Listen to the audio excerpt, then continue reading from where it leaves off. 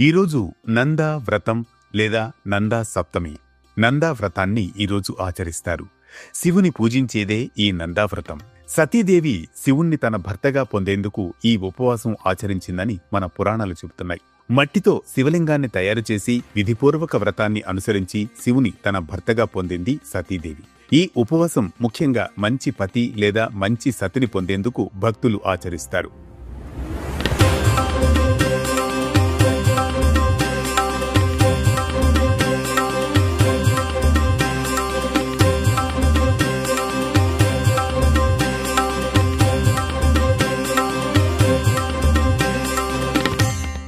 మానవ రూపంలో ఉన్న సతి నిర్దేశించిన పద్ధతి ప్రకారం ఉత్తమ వ్రతాన్ని ఆచరించి నందావ్రతాన్ని పూర్తి చేసిన తర్వాత సతి ఎంతో ప్రేమతో ధ్యానం చేసి శివునిపై ఎంతో ప్రత్యేక భక్తితో దృష్టి కేంద్రీకరించి ఆ జ్ఞానంలో స్థిరపడి సాధించింది.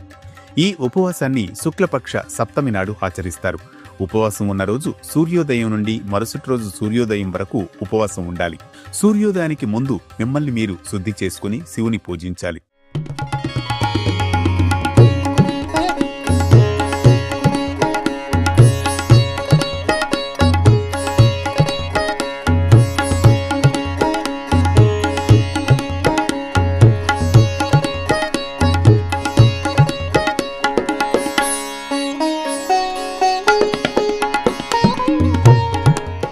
ప్రార్థనలో ఓం నమఃశివాయ మంత్రాన్ని జపించాలి.